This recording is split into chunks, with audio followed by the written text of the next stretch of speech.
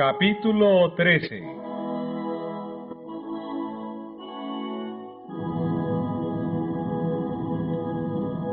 El despertar de España.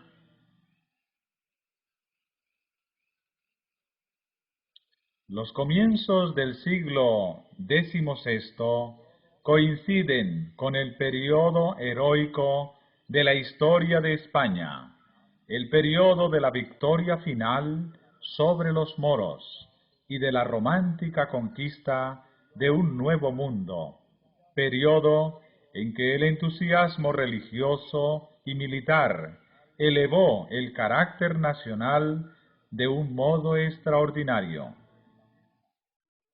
Tanto en la guerra como en la diplomacia y en el arte de gobernar, se reconocía y temía la preeminencia de los españoles.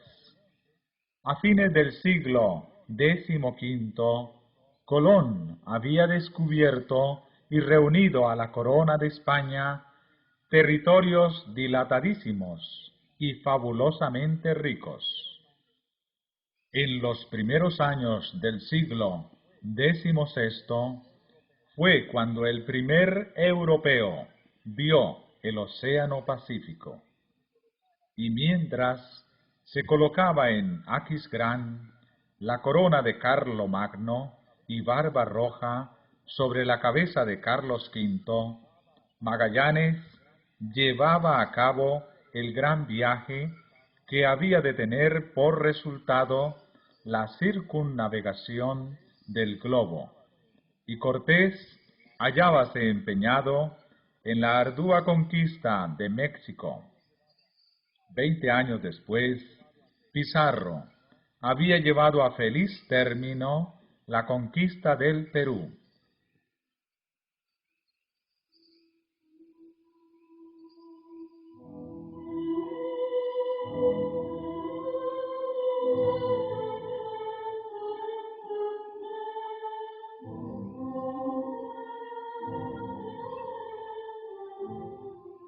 Carlos V ascendió al trono como soberano de España y Nápoles, de los Países Bajos, de Alemania y Austria, en tiempo en que Alemania se encontraba en un estado de agitación sin precedente. Con la invención de la imprenta, propagóse la Biblia por los hogares del pueblo, y como muchos aprendieran a leer para sí la palabra de Dios, la luz de la verdad disipó las tinieblas de la superstición como por obra de una nueva revelación. Era evidente que había habido un alejamiento de las enseñanzas de los fundadores de la Iglesia primitiva, tal cual se hallaban relatadas en el Nuevo Testamento. Entre las órdenes monásticas, la vida conventual habíase corrompido al extremo de que los monjes más virtuosos no podían ya soportarla. Otras muchas personas relacionadas con la Iglesia se asemejaban muy poco a Jesús y a sus apóstoles. Los católicos sinceros que amaban y honraban la antigua religión se horrorizaban ante el espectáculo que se les ofrecía por doquiera. Entre todas las clases sociales se notaba una viva percepción de las corrupciones que se habían introducido en la Iglesia y un profundo y general anhelo por la reforma.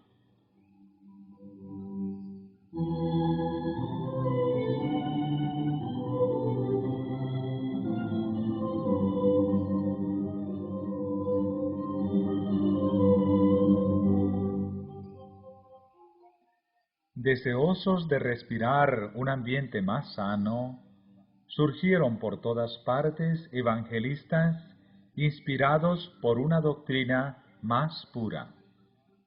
Muchos católicos cristianos, nobles y serios, entre los que se contaban no pocos del clero español e italiano, uniéronse a dicho movimiento, que rápidamente iba extendiéndose por Alemania y Francia.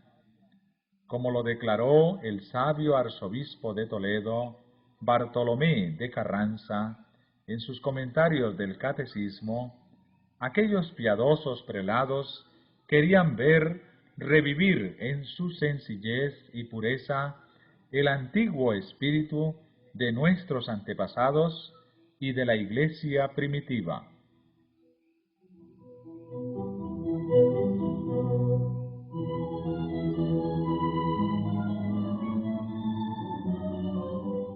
El clero de España era competente para tomar parte directiva en este retorno al cristianismo primitivo. Siempre amante de la libertad, el pueblo español, durante los primeros siglos de la era cristiana, se había negado resueltamente a reconocer la supremacía de los obispos de Roma, y sólo después de transcurridos 8 siglos, le reconocieron al fin a Roma el derecho de entremeterse con autoridad en sus asuntos internos.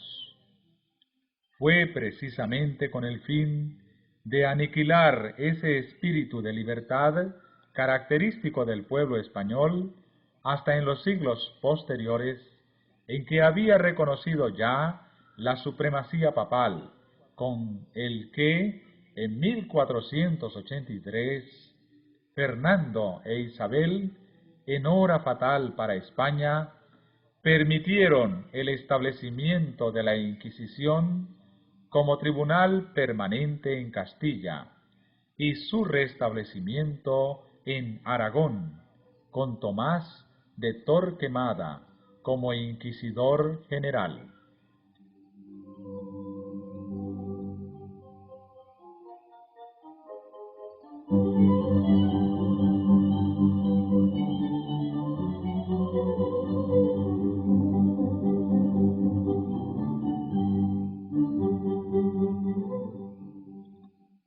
Durante el reinado de Carlos V, la represión de las libertades del pueblo, que ya había ido tan lejos en tiempos de su abuelo y que su hijo iba a reducir a sistema, siguió desenfrenadamente, no obstante las apelaciones de las Cortes.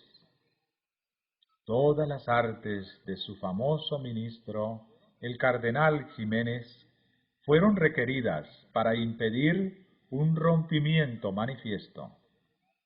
Al principio del reinado del monarca, 1520, las ciudades de Castilla se vieron impulsadas a sublevarse para conservar sus antiguas libertades.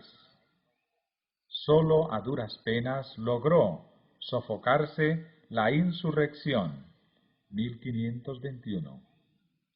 La política de este soberano consistía, como había consistido la de su abuelo Fernando, en oponerse al espíritu de toda una época, considerando tanto las almas como los cuerpos de las muchedumbres como propiedad personal de un individuo. Como lo ha dicho un historiador, el soberbio imperio de Carlos V levantóse sobre la tumba de la libertad.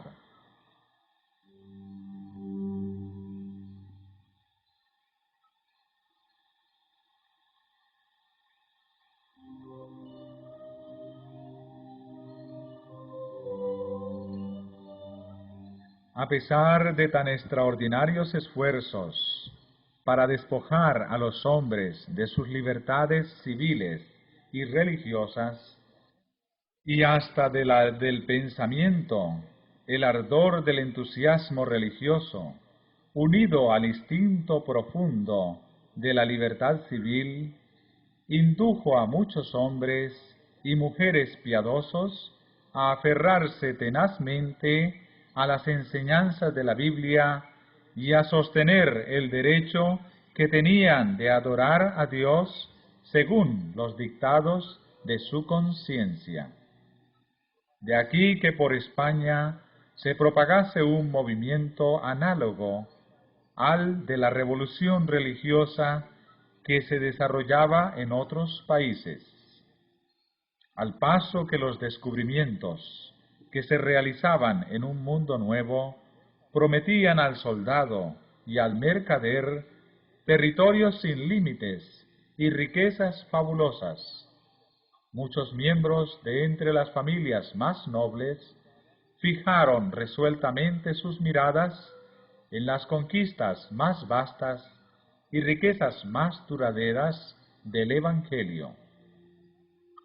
Las enseñanzas de las Sagradas Escrituras estaban abriéndose paso silenciosamente en los corazones de hombres como el erudito Alfonso de Valdés, secretario de Carlos V, su hermano Juan de Valdés, secretario del virrey de Nápoles, y el elocuente Constantino Ponce de la Fuente, capellán y confesor de Carlos V, de quien Felipe II dijo que era muy gran filósofo y profundo teólogo, y de los más señalados hombres en el púlpito y elocuencia que ha habido de tiempos acá. Más allá aún fue la influencia de las Sagradas Escrituras al penetrar en el rico monasterio de San Isidro del Campo, donde casi todos los monjes recibieron gozosos la palabra de Dios, cual antorcha para sus pies y luz sobre su camino. Hasta el arzobispo Carranza, después de haber sido elevado a la primacía, se vio obligado durante cerca de 20 años a batallar en defensa de su vida entre los muros de la Inquisición, porque abogaba por las doctrinas de la Biblia.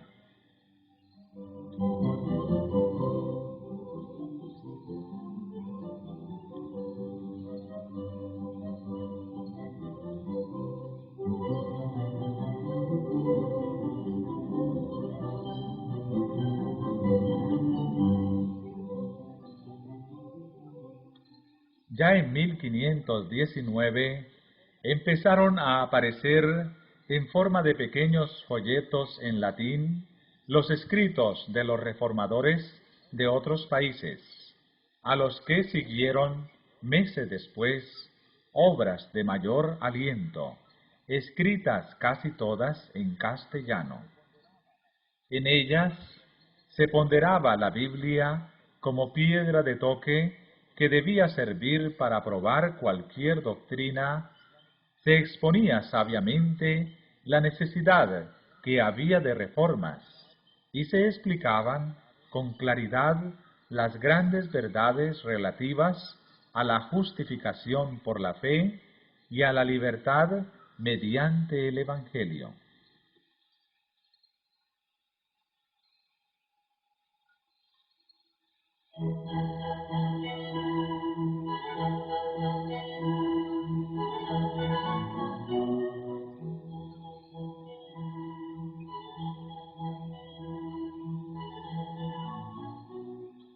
La primera, la más noble, la más sublime de todas las obras, enseñaban los reformadores, es la fe en Jesucristo. De esta obra deben proceder todas las obras. Un cristiano que tiene fe en Dios lo hace todo con libertad y con gozo, mientras que el hombre que no está con Dios vive lleno de cuidados y sujeto siempre a servidumbre. Este se pregunta a sí mismo con angustia, ¿cuántas obras buenas tendrá que hacer? Corre acá y acullá, Pregunta a este y a aquel. No encuentra la paz en parte alguna, y todo lo ejecuta con disgusto y con temor. La fe viene únicamente de Jesucristo, y nos es prometida y dada gratuitamente. Oh hombre, represéntate a Cristo, y considera cómo Dios te muestra en él su misericordia, sin ningún mérito de tu parte. Saca de esta imagen de su gracia la fe y la certidumbre de que todos tus pecados te están perdonados.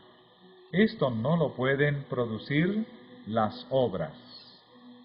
De la sangre de las llagas, de la misma muerte de Cristo, es de donde emana esa fe que brota en el corazón.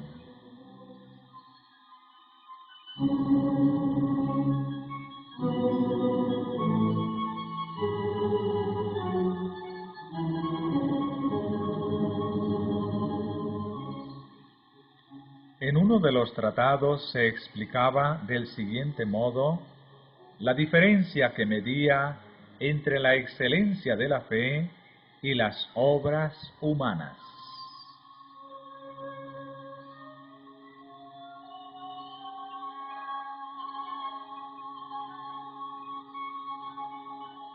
Dios dijo: quien creyere y fuere bautizado será salvo. Esta promesa de Dios debe ser preferida a toda la ostentación de las obras, a todos los votos, a todas las satisfacciones, a todas las indulgencias y a cuanto ha inventado el hombre. Porque de esta promesa, si la recibimos con fe, depende toda nuestra felicidad. Si creemos, nuestro corazón se fortalece con la promesa divina. Y aunque el fiel quedase despojado de todo, esta promesa en que cree le sostendría. Con ella resistiría al adversario que se lanzara contra su alma. Con ella podrá responder a la desapiadada muerte y ante el mismo juicio de Dios. Su consuelo en todas sus adversidades consistirá en decir: yo recibí ya las primicias de ella en el bautismo. Si Dios es conmigo, ¿quién será contra mí? Oh, qué rico es el cristiano y el bautizado. Nada puede perderle a no ser que se niegue a creer.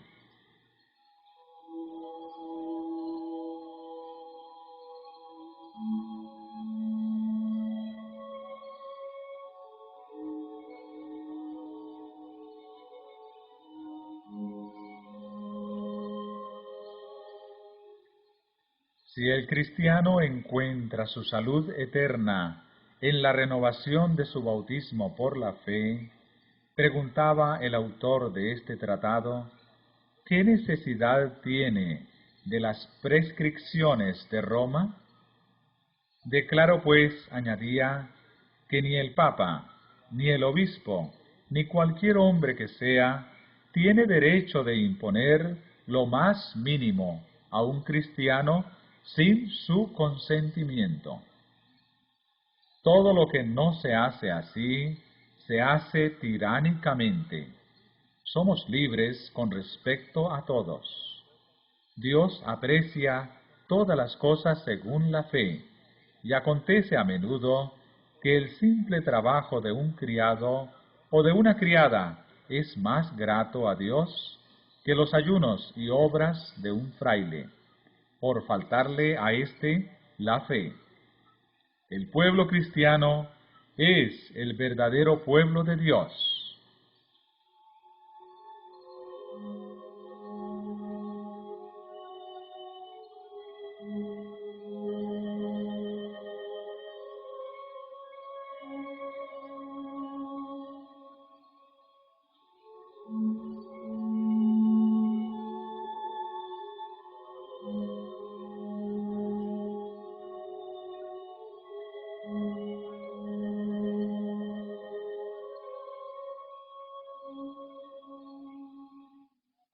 En otro tratado se enseñaba que el verdadero cristiano, al ejercer la libertad que da la fe, tiene buen cuidado también en respetar los poderes establecidos. El amor a sus semejantes le induce a portarse de un modo circunspecto y a ser leal a los que gobiernan el país. Aunque el cristiano sea libre, se hace voluntariamente siervo para obrar con sus hermanos como Dios obró con él mismo por Jesucristo. Yo quiero, dice el autor, servir libre, gozosa y desinteresadamente a un Padre que me ha dado toda la abundancia de sus bienes. Quiero obrar hacia mis hermanos, así como Cristo obró hacia mí. De la fe, prosigue el autor, dimana una vida llena de libertad, de caridad y de alegría. Oh, cuán elevada y noble es la vida del cristiano. Por la fe se eleva el cristiano hasta Dios. Por el amor desciende hasta al hombre. Y no obstante, permanece siempre en Dios. He aquí la verdadera libertad, libertad que sobrepuja a toda otra libertad, tanto como los cielos distan de la tierra.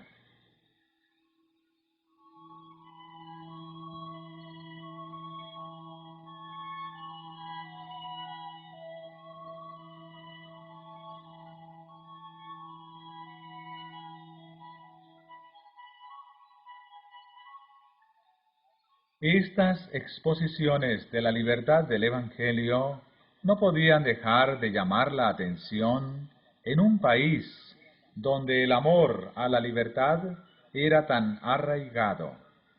Los tratados y folletos pasaron de mano en mano.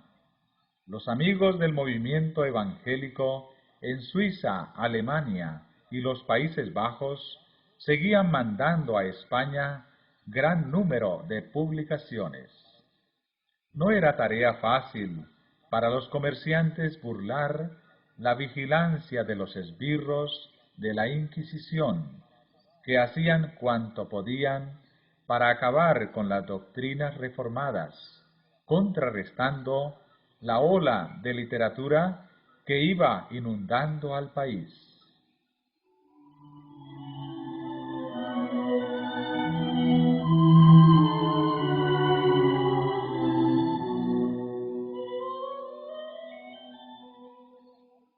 No obstante, los amigos de la causa perseveraron hasta que muchos miles de tratados y de libritos fueron introducidos de contrabando, burlando la vigilancia de los agentes apostados en los principales puertos del Mediterráneo y a lo largo de los pasos del Pirineo.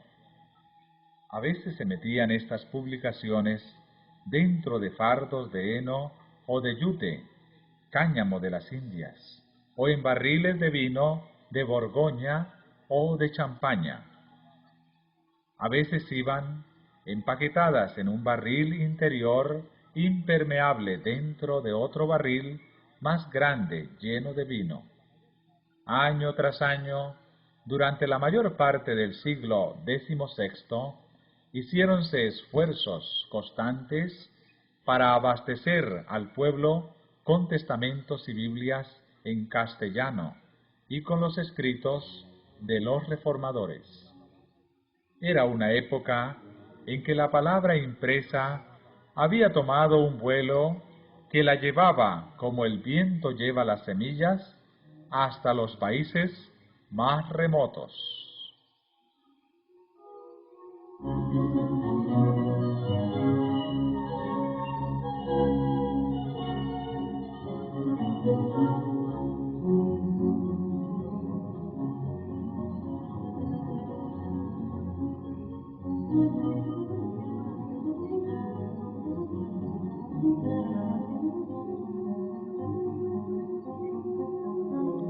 Entretanto, La Inquisición trataba de impedir con redoblada vigilancia que dichos libros llegasen a manos del pueblo. Los dueños de librerías tuvieron que entregarle tantos libros que casi se arruinaban. Ediciones enteras fueron confiscadas y no obstante, ejemplares de obras importantes, inclusive muchos Nuevos Testamentos y porciones del Antiguo, llegaban a los hogares del pueblo, merced a los esfuerzos de los comerciantes y colportores. Esto sucedía así, especialmente en las provincias del norte, en Cataluña, Aragón y Castilla la Vieja, donde los valdenses habían sembrado pacientemente la semilla que empezaba a brotar y que prometía abundante cosecha.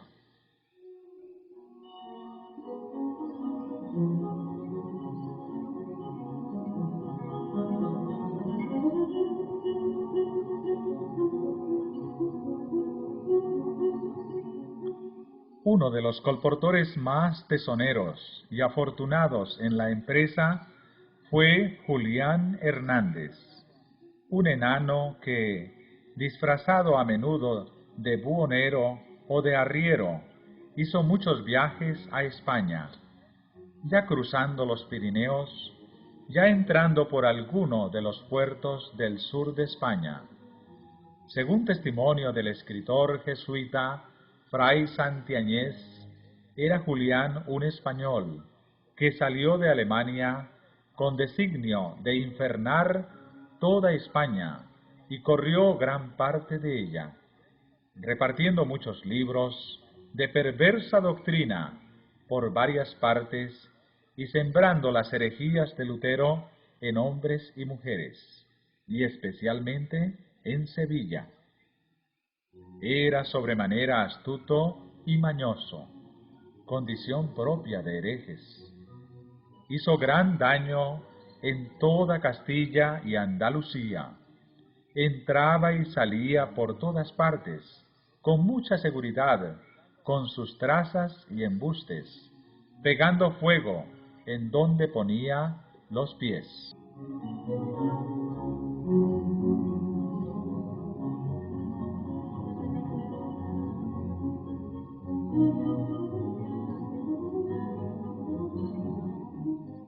Mientras la difusión de impresos daba a conocer en España las doctrinas reformadas, debido a la extensión del gobierno de Carlos V sobre Alemania y los Países Bajos, se estrechaban más las relaciones de España con estos países, proporcionando a los españoles, tanto seglares como eclesiásticos, una buena oportunidad para informarse acerca de las doctrinas protestantes, y no pocos les dieron favorable acogida.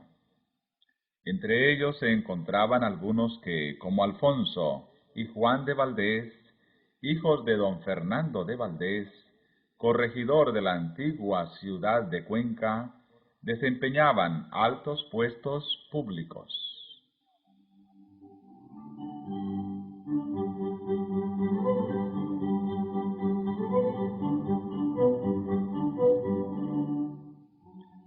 Alfonso de Valdés, que como secretario imperial acompañó a Carlos V con motivo de su coronación en 1520 y a la Dieta de Worms en 1521, aprovechó su viaje a Alemania y a los Países Bajos para informarse bien respecto al origen y a la propagación del movimiento evangélico, y escribió 2 cartas a sus amigos de España, haciendo un relato completo de cuanto había oído, incluso un informe detallado de la comparecencia de Lutero ante la Dieta. Unos 10 años después estuvo con Carlos V en la Dieta de Augsburgo, donde tuvo oportunidad para conversar libremente con Melanchthon a quien aseguró que su influencia había contribuido a librar el ánimo del emperador de falsas impresiones, y que en una entrevista posterior se le había encargado dijera a Melanchthon que su majestad deseaba que éste escribiera un compendio claro de las opiniones de los luteranos, poniéndolas en oposición, artículo por artículo, con las de sus adversarios. El reformador accedió gustoso al pedido, y el resultado de su labor fue comunicado por Valdés a Campegio, legado del Papa. Este acto no se le escapó al ojo vigilante de la Inquisición. Luego que Valdés regresó a su país natal, se le acusó ante el Santo Oficio y fue condenado como sospechoso del luteranismo.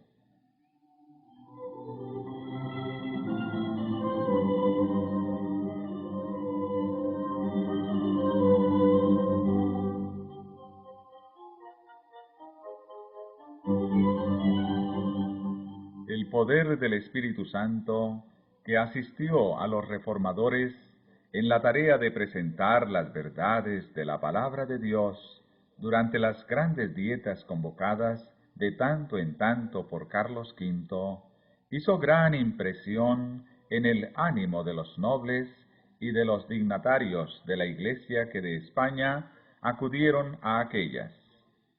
Por más que a algunos de estos, como el arzobispo Carranza, se les contase durante muchos años entre los más decididos partidarios del catolicismo romano, con todo, no pocos se dieron al fin a la convicción de que era verdaderamente Dios quien dirigía y enseñaba a aquellos intrépidos defensores de la verdad que, con la Biblia, abogaban por el retorno al cristianismo primitivo y a la libertad del Evangelio.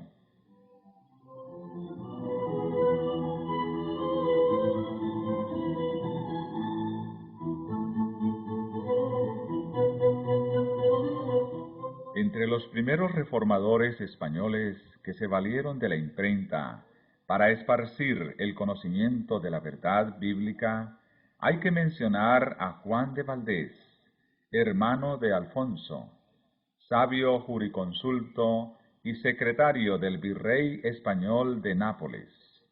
Sus obras se caracterizaban por un amor a la libertad digno del más alto encarecimiento.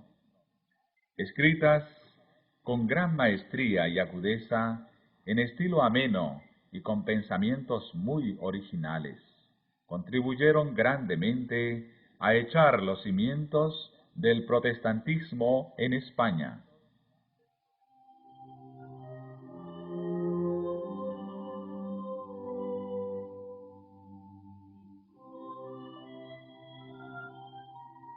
En Sevilla y Valladolid, los protestantes llegaron a contar con el mayor número de adeptos, pero como los que adoptaron la interpretación reformada del Evangelio se contaron por regla general con su promulgación, sin atacar abiertamente la teología o la Iglesia católica.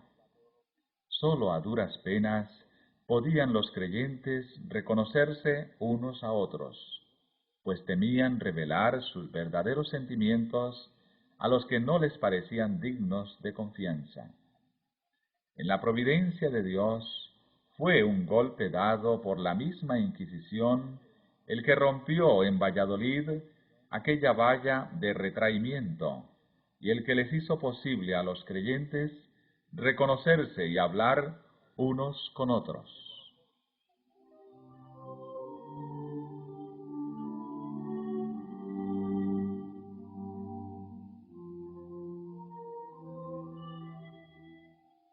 Francisco San Román, natural de Burgos e hijo del alcalde mayor de Briviesca, en el curso de sus viajes comerciales tuvo oportunidad de visitar a Bremen, donde oyó predicar las doctrinas evangélicas.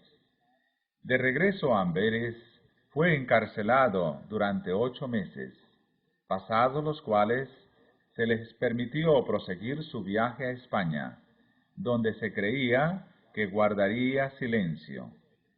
Pero, cual aconteciera con los apóstoles de antaño, no pudo dejar de hablar las cosas que había visto y oído, debido a lo cual no tardó en ser entregado a la Inquisición en Valladolid.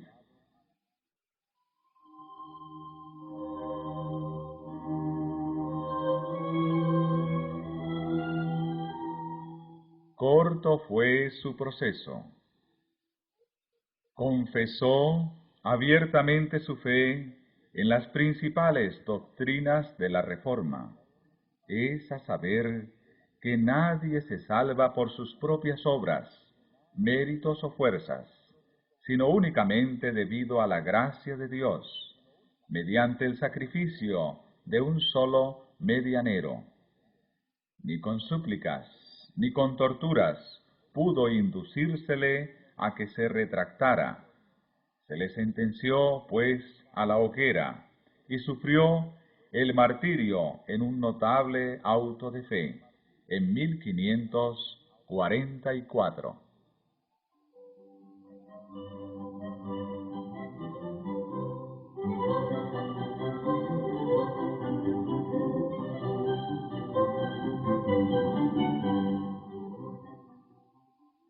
Hacía cerca de un cuarto de siglo que la doctrina reformada había llegado por primera vez a Valladolid. Empero, durante dicho periodo, sus discípulos se habían contentado con guardarla en sus corazones o hablar de ella con la mayor cautela a sus amigos de confianza. El estudio y la meditación, avivados por el martirio de San Román, pusieron fin a tal retraimiento. Expresiones de simpatía por su suerte o de admiración por sus opiniones dieron lugar a conversaciones, en cuyo curso los que favorecían la nueva fe, como se la llamaba, pudieron fácilmente reconocerse unos a otros.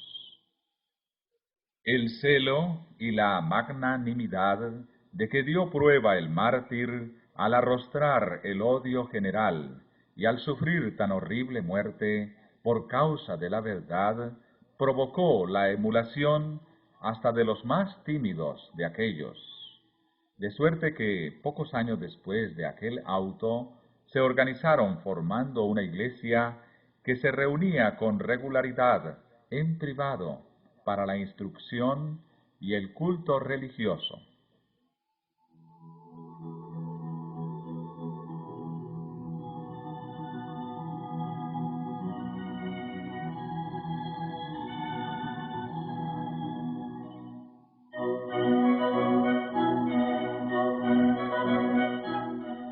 Esta iglesia, cuyo desarrollo fue fomentado por los esfuerzos de la Inquisición, tuvo por primer pastor a Domingo de Rojas. Su padre fue don Juan, primer marqués de Poza. Su madre fue hija del conde de Salinas y descendía de la familia del marqués de la Mota. Además de los libros de los reformadores alemanes con los que estaba familiarizado, propagó ciertos escritos suyos, y particularmente un tratado con el título de Explicación de los Artículos de Fe, que contenía una corta exposición y defensa de las nuevas opiniones. Rechazaba como contraria a las Escrituras la doctrina del purgatorio, la misa y otros artículos de la fe establecida. Merced a sus exhortaciones llenas de celo, muchos fueron inducidos a unirse a la Iglesia reformada de Valladolid, entre los que se contaban varios miembros de la familia del mismo Rojas, como también de la del Marqués de Alcañices y de otras familias nobles de Castilla. Después de algunos años de servicio en la buena causa, Rojas sufrió el martirio de la hoguera. Camino del sitio del suplicio, pasó frente al palco real y preguntó al rey: ¿Cómo podéis, Señor, presenciar así los tormentos de vuestros inocentes súbditos? Salvadnos de muerte tan cruel. No, replicó Felipe, yo mismo llevaría la leña para quemar a mi propio hijo, si fuese un miserable como tú.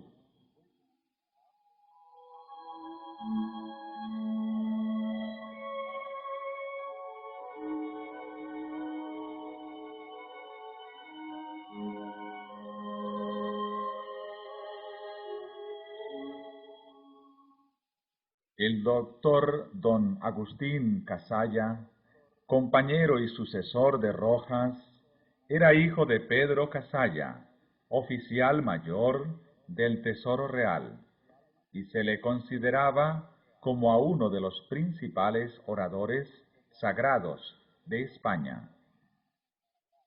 En 1545 fue nombrado capellán del emperador, a quien acompañó el año siguiente a Alemania, y ante quien predicó ocasionalmente años después, cuando Carlos V se hubo retirado al convento de Yuste.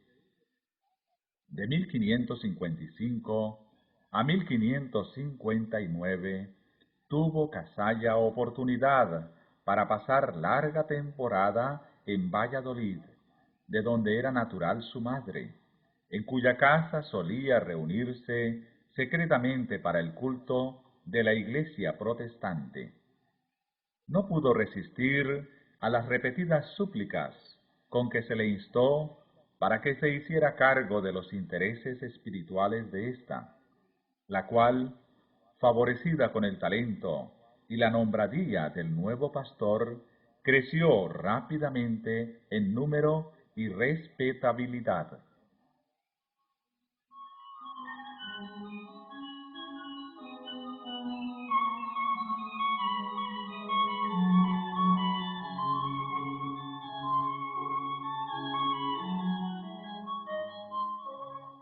En Valladolid, la doctrina reformada penetró hasta en los monasterios.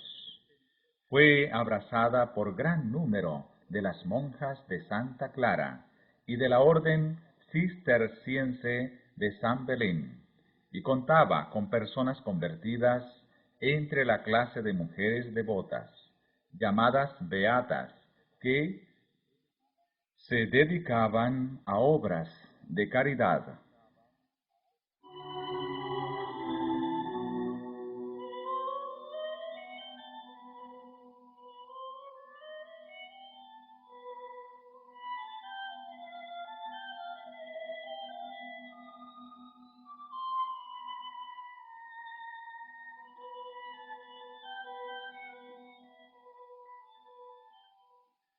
Las doctrinas protestantes se esparcieron por todas partes alrededor de Valladolid, habiendo convertidos en casi todas las ciudades y en muchos de los pueblos del antiguo Reino de León. En la ciudad de Toro fueron aceptadas las nuevas doctrinas por Antonio Errezuelo, abogado de gran talento, y por miembros de las familias de los marqueses de la Mota y de Alcañices. En la ciudad de Zamora, don Cristóbal de Padilla era cabeza de los protestantes. De estos los habían también en Castilla la Vieja, en Logroño, en la Raya de Navarra, en Toledo y en las provincias de Granada, Murcia, Valencia y Aragón. Formaron agrupaciones en Zaragoza, Huesca, Barbastro y en otras muchas ciudades.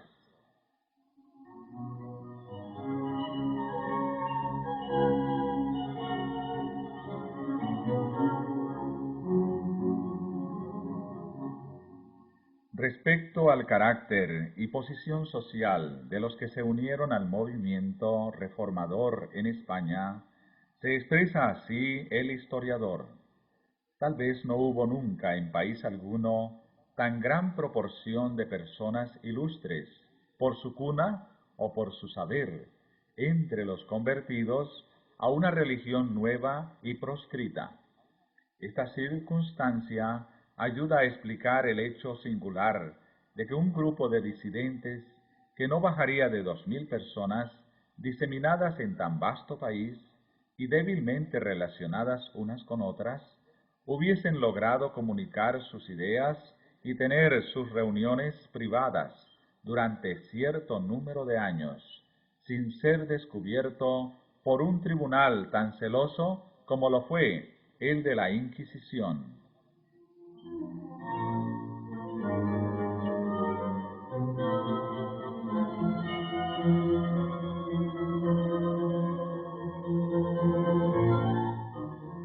Al paso que la Reforma se propagaba por todo el norte de España, con Valladolid por centro, una obra de igual importancia, centralizada en Sevilla, llevábase a cabo en el sur, merced a una serie de circunstancias providenciales.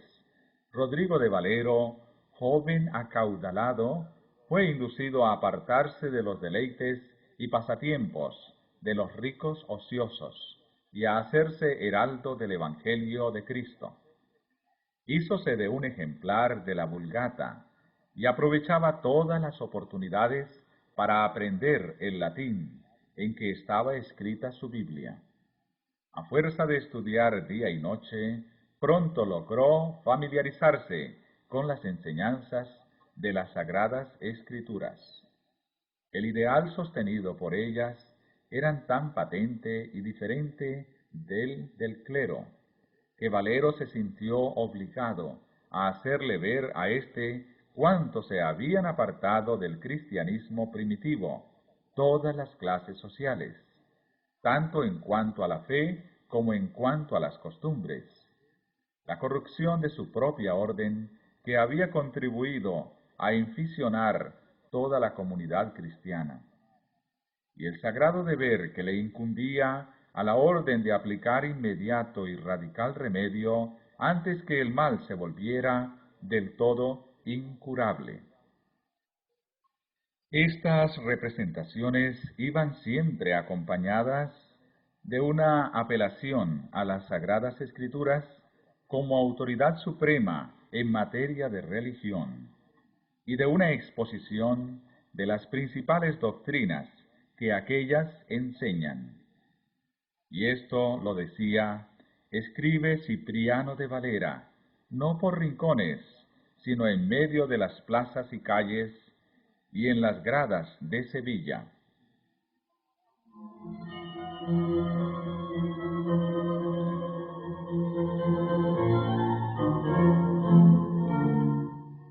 El más distinguido entre los conversos de Rodrigo de Valero fue el doctor Egidio Juan Gil, canónigo mayor de la corte eclesiástica de Sevilla, quien, no obstante su extraordinario saber, no logró por muchos años alcanzar popularidad como predicador.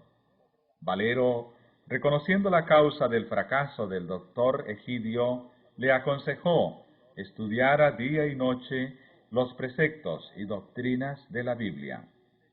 Y la frialdad impotente con que había solido predicar fue sustituida con poderosos llamamientos a la conciencia y tiernas pláticas dirigidas a los corazones de sus oyentes. Despertóse la atención de estos, que llegaron a la íntima convicción de la necesidad y ventaja de aquella salvación revelada por el Evangelio. De este modo, los oyentes fueron preparados para recibir las nuevas doctrinas de la verdad que les presentara el predicador, tales cuales a él mismo le eran reveladas, y con la precaución que parecía aconsejar y requerir tanto la debilidad del pueblo como la peligrosa situación del predicador.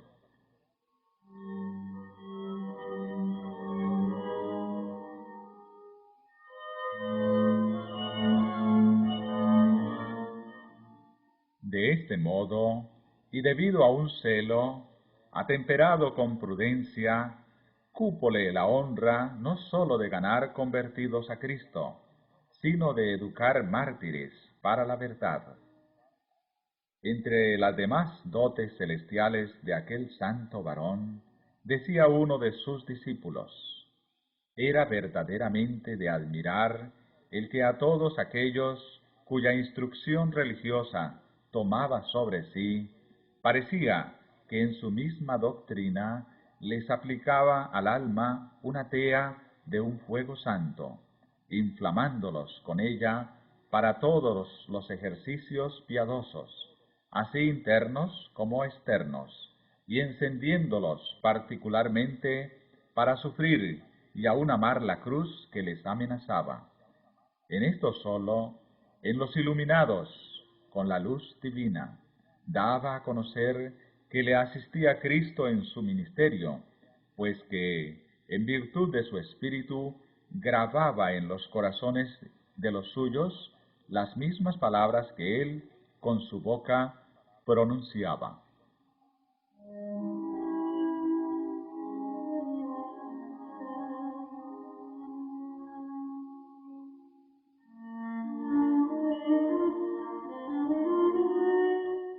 El doctor Egidio contaba entre sus convertidos al doctor Vargas, como también al doctor Constantino Ponce de la Fuente, hombre de talento poco común, que había predicado durante muchos años en la Catedral de Sevilla, y a quien en 1539, con motivo de la muerte de la emperatriz, se había elegido para pronunciar la oración fúnebre.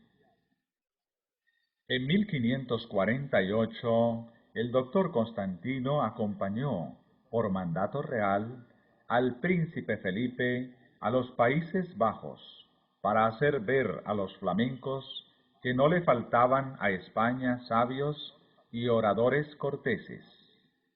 Y de regreso a Sevilla, predicaba regularmente en la catedral cada 2 domingos. Cuando él tenía que predicar, y predicaba por lo común a las 8, era tanta la concurrencia del pueblo que a las 4, muchas veces aún a las 3 de la madrugada, apenas se encontraba en el templo sitio cómodo para oírle.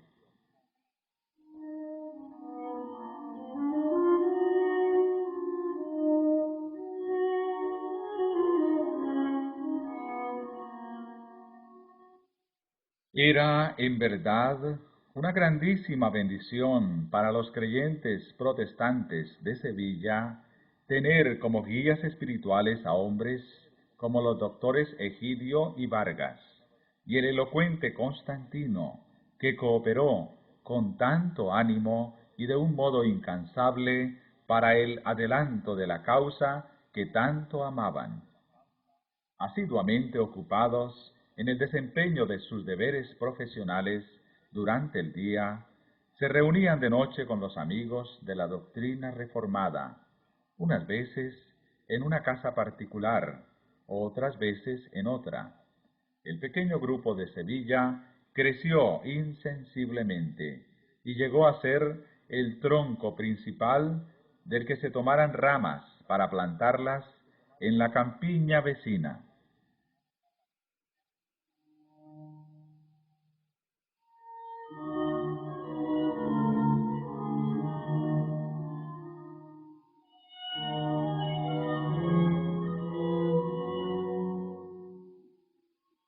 Durante su ministerio, Constantino, a la par que instruía al pueblo de Sevilla desde el púlpito, se ocupaba en propagar el conocimiento religioso por el país por medio de la prensa. El carácter de sus escritos nos muestra con plena claridad lo excelente de su corazón. Eran aquellos adecuados a las necesidades espirituales de sus paisanos, pero no calculados para lucir sus talentos o para ganar fama entre los sabios. Fueron escritos en su idioma patrio, en estilo al alcance de las inteligencias menos desarrolladas. Las especulaciones abstractas y los adornos retóricos, en los que por naturaleza y educación podía sobresalir, sacrificólos sin vacilar, persiguiendo el único fin de que todos lo entendieran y resultaran útil a todos.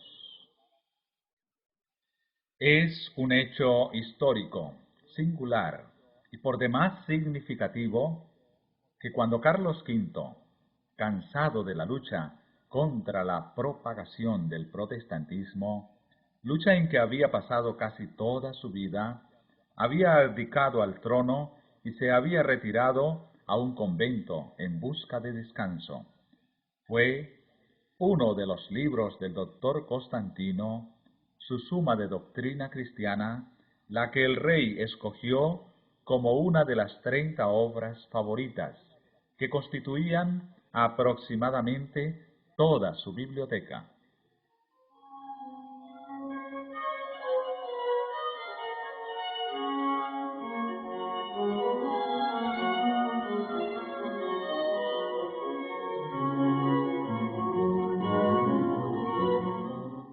Si se tienen en cuenta el carácter y la alta categoría de los caudillos del protestantismo en Sevilla, no resulta extraño que la luz del Evangelio brillase allí con claridad bastante para iluminar no sólo muchos hogares del bajo pueblo, sino también los palacios de príncipes, nobles y prelados.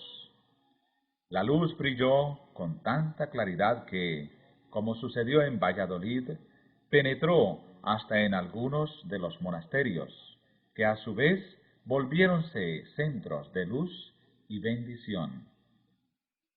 El capellán del monasterio dominicano de San Pablo propagaba con celo las doctrinas reformadas. Se contaban discípulos en el convento de Santa Isabel y en otras instituciones religiosas de Sevilla y sus alrededores.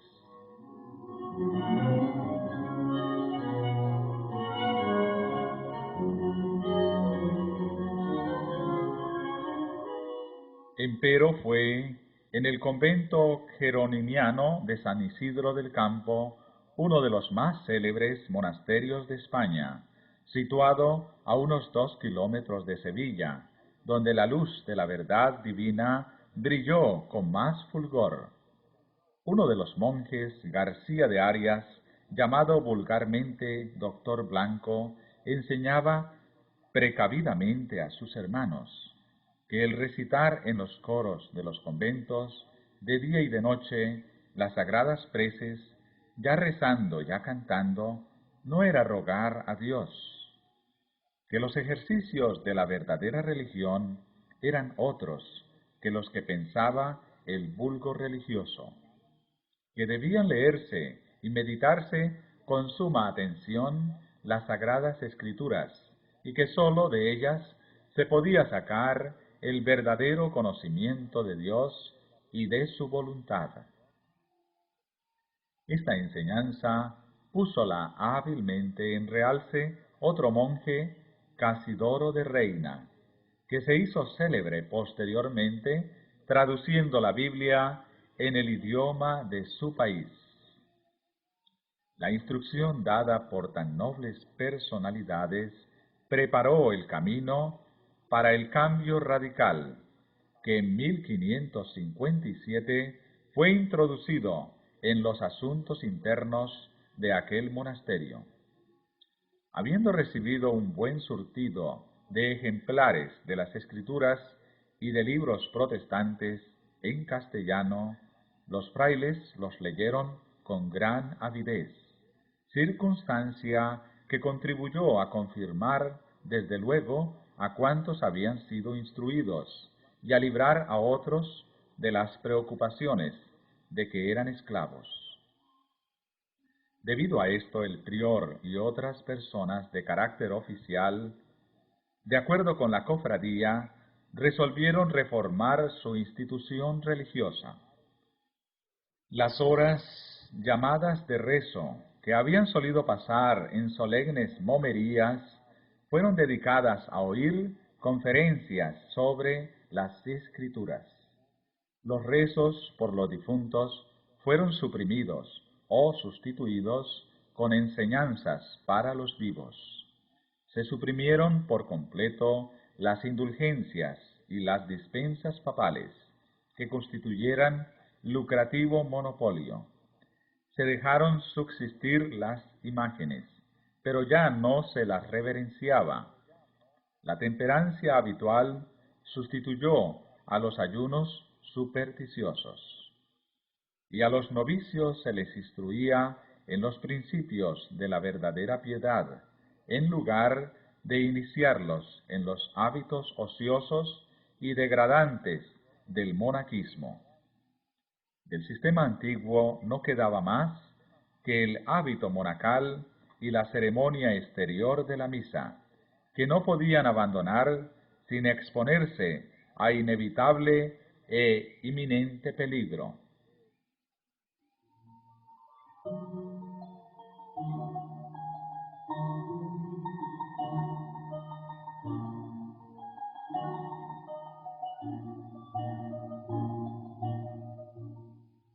Los buenos efectos de semejante cambio no tardaron en dejarse sentir fuera del monasterio de San Isidro del Campo. Por medio de sus pláticas y de la circulación de libros, aquellos diligentes monjes difundieron el conocimiento de la verdad por las comarcas vecinas y la dieron a conocer a muchos que vivían en ciudades bastante distantes de Sevilla.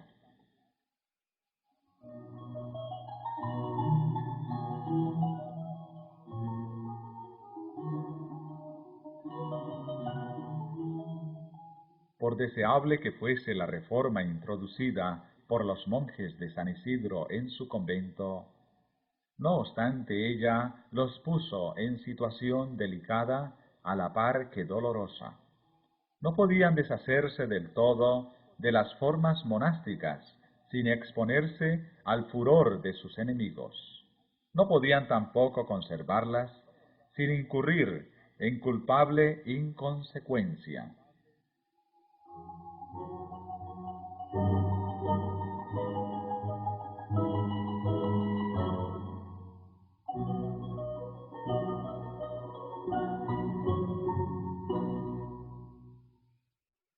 Todo bien pensado, resolvieron que no sería acuerdo tratar de fugarse del convento, y que lo único que podían hacer era quedarse donde estaban y encomendarse a lo que dispusiera una providencia omnipotente y bondadosa.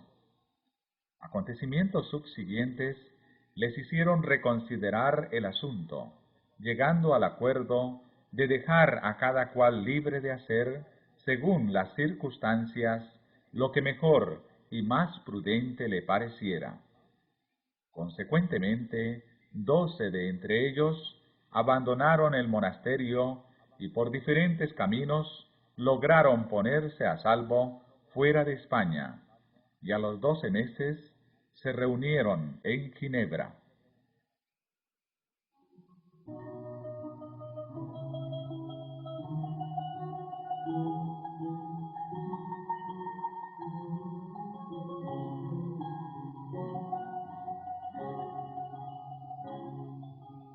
Hacía unos 40 años que las primeras publicaciones que contenían las doctrinas reformadas habían penetrado en España. Los esfuerzos combinados de la Iglesia Católica Romana no habían logrado contrarrestar el avance secreto del movimiento, y año tras año la causa del protestantismo se había robustecido, hasta contarse por miles los adherentes a la nueva fe. De cuando en cuando se iban algunos a otros países para gozar de la libertad religiosa. Otros salían de su tierra para colaborar en la obra de crear toda una literatura especialmente adecuada para fomentar la causa que amaban más que la misma vida. Otros aún, cual los monjes que abandonaron el monasterio de San Isidro, se sentían impelidos a salir debido a las circunstancias peculiares en que se hallaban.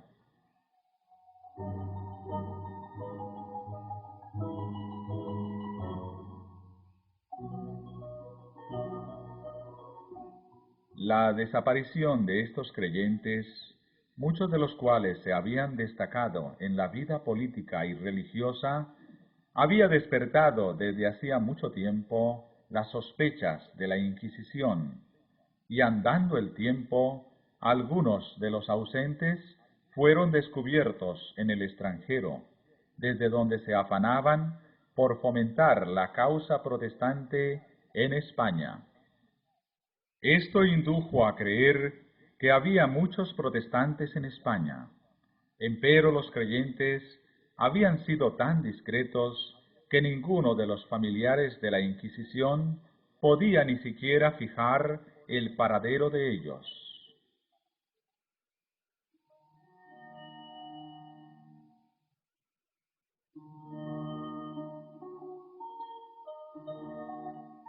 Fue entonces cuando una serie de circunstancias llevó al descubrimiento de los centros del movimiento en España y de muchos creyentes. En 1556, Juan Pérez, que vivía a la sazón en Ginebra, terminó su versión castellana del Nuevo Testamento.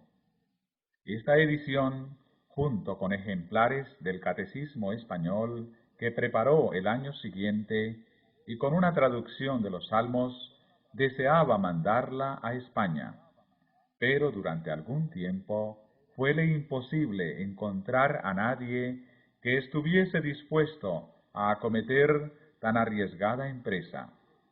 Finalmente, Julián Hernández, el fiel colportor, se ofreció a hacer la prueba. Colocando los libros dentro de dos grandes barriles, logró burlar los esbirros de la Inquisición y llegó a Sevilla, desde donde se distribuyeron rápidamente los preciosos volúmenes. Esta edición del Nuevo Testamento fue la primera versión protestante que alcanzara circulación bastante grande en España.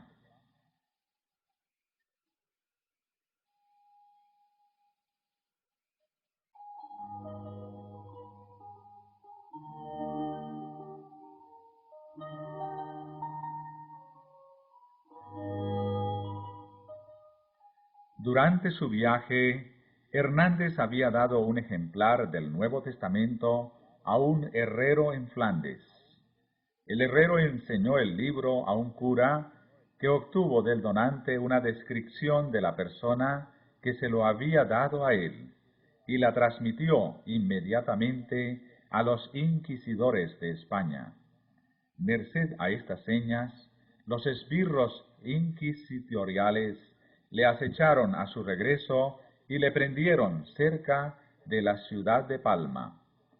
Le volvieron a conducir a Sevilla y le encerraron entre los muros de la Inquisición, donde durante más de 2 años se hizo cuanto fue posible para inducirle a que delatara a sus amigos, pero sin resultado alguno. Fiel hasta el fin, sufrió valientemente el martirio de la hoguera, gozoso de haber sido honrado con el privilegio de introducir la luz de la verdad divina en su descarriado país, y seguro de que el día del juicio final, al comparecer ante su Hacedor, oiría las palabras de aprobación divina que le permitirían vivir para siempre con su Señor.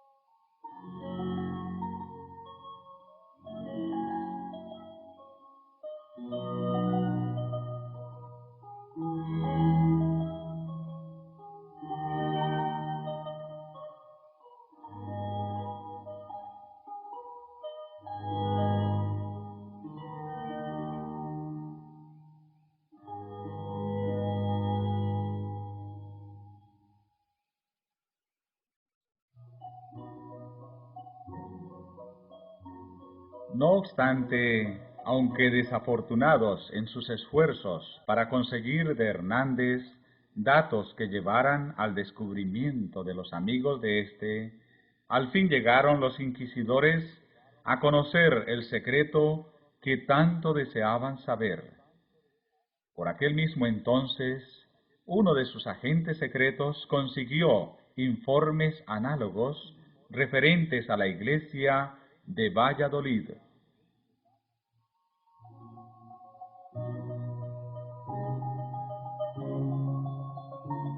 Inmediatamente los que estaban a cargo de la Inquisición en España despacharon mensajeros a los diferentes tribunales inquisitoriales del reino, ordenándoles que hicieran investigaciones con el mayor sigilo en sus respectivas jurisdicciones y que estuvieran listos para proceder en común tan pronto como recibieran nuevas instrucciones. Así, silenciosamente y con presteza, se consiguieron los nombres de centenares de creyentes, y al tiempo señalado y sin previo aviso, fueron éstos capturados simultáneamente y encarcelados.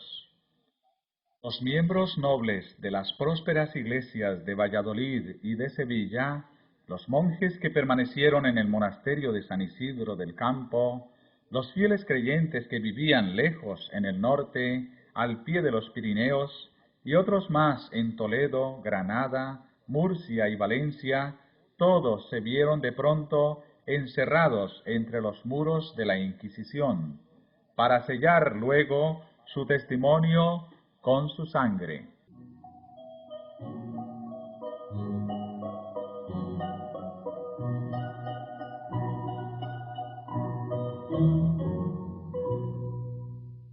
Las personas convictas del luteranismo eran tan numerosas que alcanzaron a abastecer con víctimas 4 grandes y tétricos autos de fe en el curso de los 2 años subsiguientes. 2 se celebraron en Valladolid en 1559, uno en Sevilla el mismo año y otro el 22 de diciembre de 1560.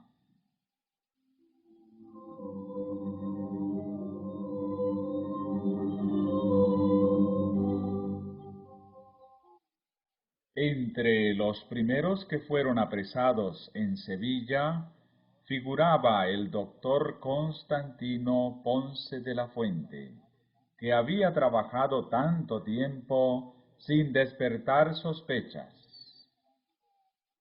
Cuando se le dio la noticia a Carlos V, el cual se encontraba entonces en el monasterio de Yuste, de que se había encarcelado a su capellán favorito, exclamó: «Si Constantino es hereje, gran hereje es». Y cuando más tarde un inquisidor le aseguró que había sido declarado reo, replicó suspirando: «No podéis condenar a otro mayor».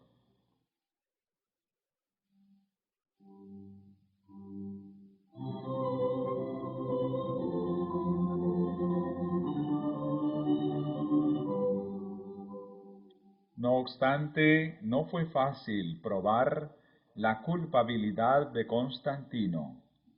En efecto, parecían ser incapaces los inquisidores de probar los cargos levantados contra él, cuando por casualidad encontraron, entre otros muchos, un gran libro, escrito todo de puño y letra del mismo Constantino, en el cual, abiertamente y como si escribiese para sí mismo, trataba en particular de estos capítulos. Según los mismos inquisidores declararon en su sentencia, publicada después en el cadalso, a saber, del estado de la Iglesia, de la verdadera Iglesia y de la Iglesia del Papa, a quien llamaba Anticristo, del sacramento de la Eucaristía y del invento de la misa, acerca de todo lo cual, afirmaba él, estaba el mundo fascinado a causa de la ignorancia de las sagradas escrituras, de la justificación del hombre, del purgatorio, al que llamaba cabeza de lobo e invento de los frailes en pro de su gula, de las bulas e indulgencias papales, de los méritos de los hombres, de la confesión. Al enseñársele el volumen a Constantino, éste dijo: reconozco mi letra, y así confieso haber escrito todo esto, y declaro ingenuamente ser todo verdad. Ni tenéis ya que cansaros en buscar contra mí otros testimonios. Tenéis aquí ya una confesión clara y explícita de mi creencia. Obrad pues, y haced de mí lo que queráis.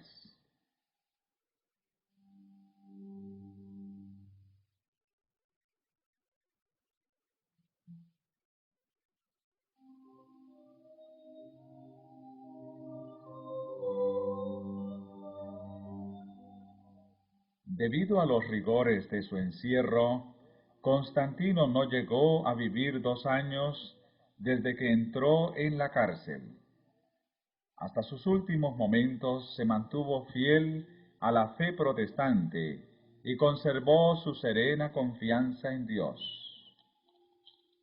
Providencialmente, fue encerrado en el mismo calabozo de Constantino uno de los jóvenes monjes del monasterio de San Isidro del Campo, al cual le cupo el privilegio de atenderle durante su última enfermedad y de cerrarle los ojos en paz.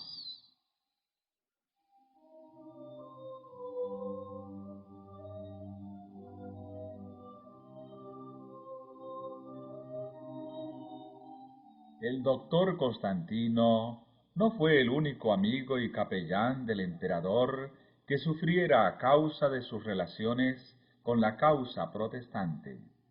El doctor Agustín Casalla, tenido durante muchos años por uno de los mejores oradores sagrados de España y que había oficiado a menudo ante la familia real, se encontraba entre los que habían sido apresados y encarcelados en Valladolid. En el momento de su ejecución pública, volvióse hacia la princesa Juana, ante quien había predicado muchas veces, y señalando a su hermana, que había sido también condenada, dijo: «Os suplico, Alteza, tengáis compasión de esa mujer inocente que tiene 13 hijos huérfanos». No obstante, no se la absolvió, si bien su suerte es desconocida.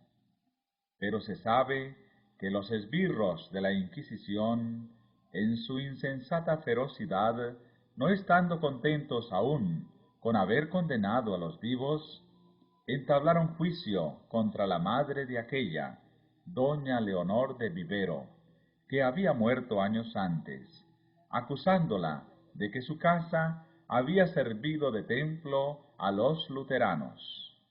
Se falló que había muerto en estado de herejía, que su memoria era digna de difamación y que se confiscaba su hacienda, y se mandaron exhumar sus huesos y quemarlos públicamente junto con su efigie. Ítem más que se arrasara su casa, que se esparramara sal sobre el solar y que se erigiera allí mismo una columna con una inscripción que explicara el motivo de la demolición. Todo lo cual fue hecho y el monumento ha permanecido en pie durante cerca de 3 siglos.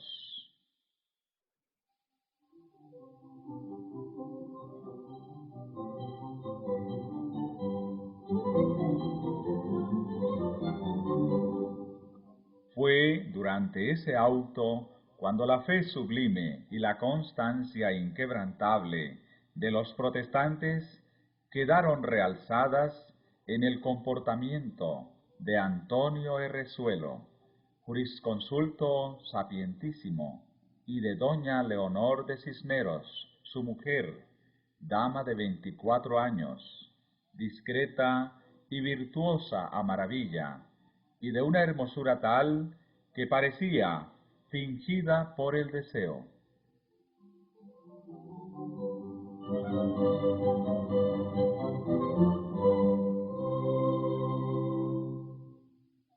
Errezuelo era hombre de una condición altiva y de una firmeza en sus pareceres superior a los tormentos del Santo Oficio.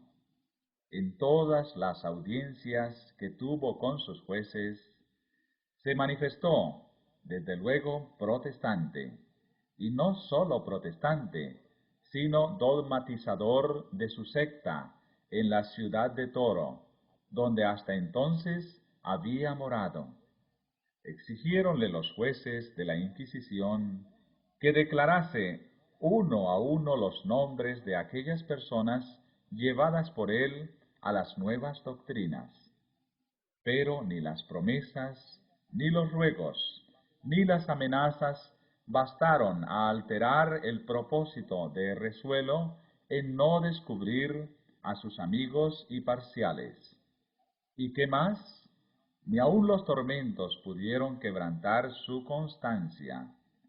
Más firme que envejecido roble, o que soberbia peña nacida en el seno de los mares.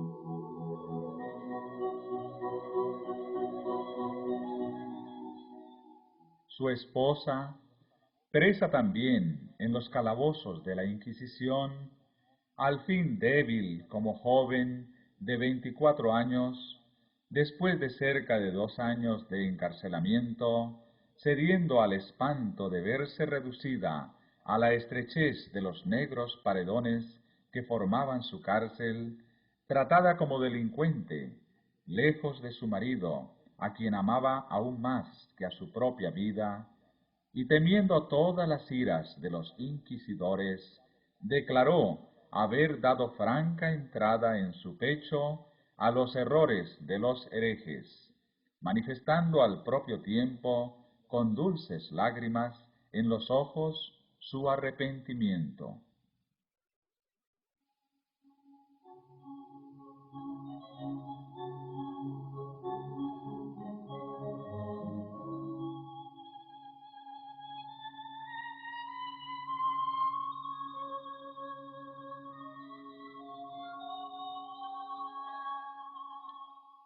Llegado el día en que se celebraba el auto de fe con la pompa conveniente al orgullo de los inquisidores, salieron los reos al cadalso y desde él escucharon la lectura de sus sentencias.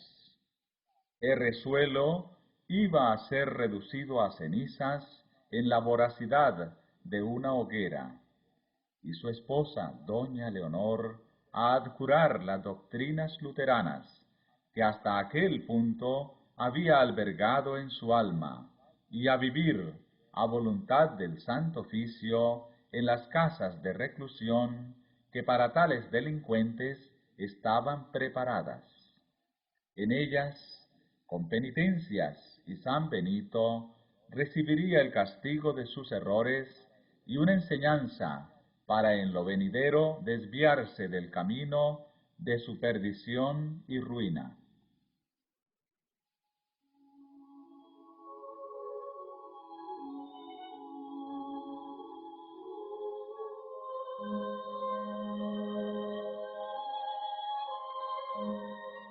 Al ir Errezuelo al cadalso, lo único que le conmovió fue el ver a su esposa en ropas de penitenta, y la mirada que echó, pues no podía hablar, al pasar cerca de ella, camino del lugar de la ejecución, parecía decir: esto sí que es difícil soportarlo. Escuchó sin inmutarse a los frailes que le hostigaban con sus importunas exhortaciones para que se retractase, mientras le conducían a la hoguera. El bachiller Herrezuelo, dice Gonzalo de Illescas en su Historia Pontifical, se dejó quemar vivo, con valor sin igual. Estaba yo tan cerca de él que podía verlo por completo y observar todos sus movimientos y expresiones. No podía hablar, pues estaba amordazado, pero todo su continente revelaba que era una persona de extraordinaria resolución y fortaleza, que antes que someterse a creer con sus compañeros lo que se les exigiera, resolvió morir en las llamas.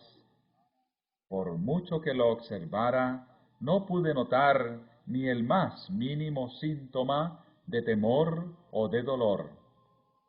Eso sí, se reflejaba en su semblante una tristeza cual nunca había yo visto.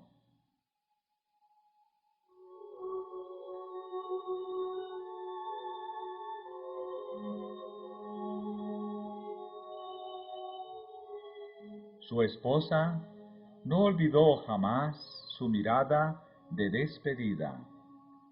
La idea, dice el historiador, de que había causado dolor a su corazón durante el terrible conflicto por el que tuvo que pasar, avivó la llama del afecto que hacia la religión reformada ardía secretamente en su pecho.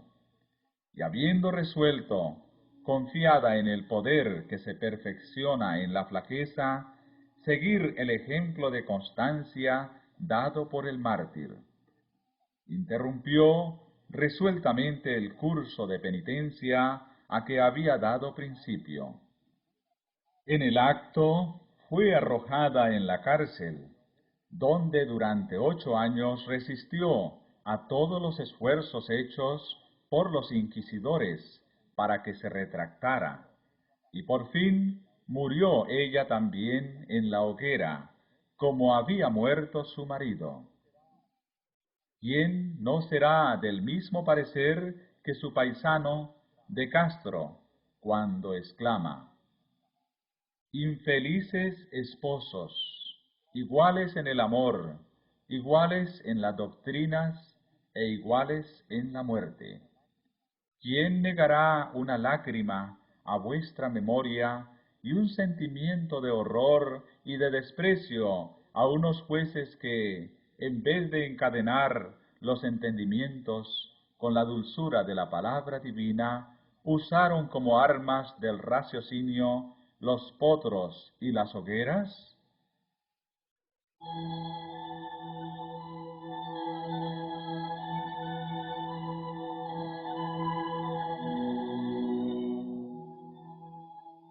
Tal fue la suerte que corrieron muchos que en España se habían identificado íntimamente con la Reforma Protestante en el siglo XVI.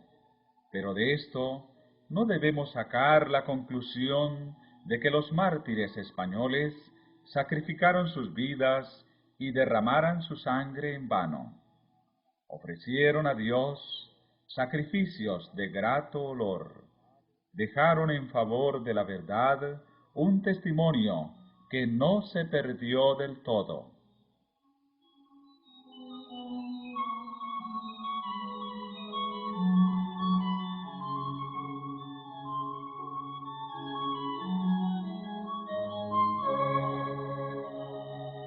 Al través de los siglos, este testimonio hizo resaltar la constancia de los que prefirieron obedecer a Dios antes que a los hombres, y subsiste hoy día para inspirar aliento a quienes decidan mantenerse firmes en la hora de prueba, en defensa de las verdades de la palabra de Dios